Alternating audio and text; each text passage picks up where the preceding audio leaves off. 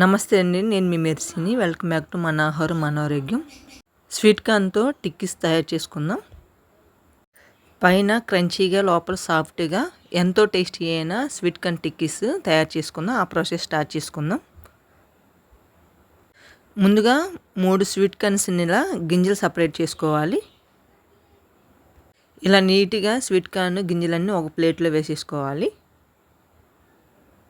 Sweet corn mixie పట్టుకోవటానికి mixie జార్లో అల్లము, green chilli వేసుకోవాలి.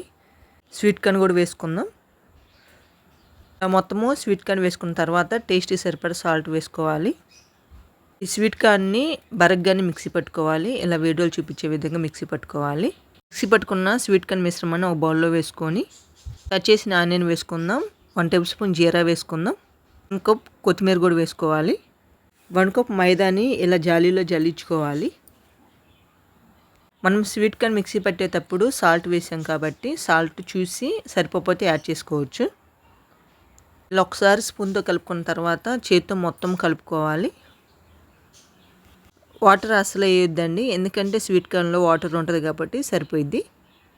ఈ పిండి మీకు కొంచెం జారుగా అనిపిస్తే శనగపిండి వేసుకోవచ్చు.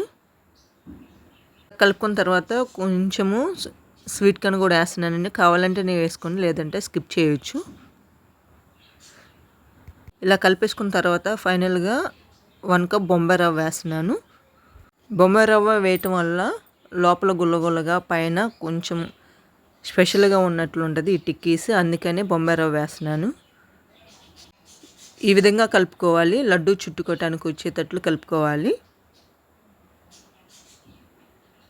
కలుపుకొని ఈ పిండిని కొంచెం కొంచెంగా లడ్డు చేసుకొని టిక్కీస్ లాగా తయారు చేసుకోవాలి.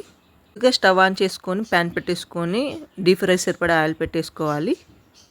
ఆయిల్ హీట్ అయ్యాక ఈ టిక్కీస్ వేసుకొని ఫ్రై చేసుకోవాలి. వేసిన వెంటనే కదిలించొద్దండి. ఒక 5 నిమిషాల తర్వాత స్పూన్ తేలా ఒకవైపు టర్న్ చేసుకోవాలి.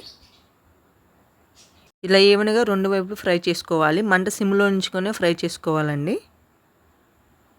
ఈ విధంగా గోల్డెన్ కలర్ వచ్చాక టిష్యూ ఉన్న ప్లేట్లో వేసుకోవాలి. స్వీట్ కార్న్తో టిక్కీస్ రెడీ అయ్యి సర్వింగ్ బౌల్ వేసుకొని సర్వ్ చేసుకుందాం.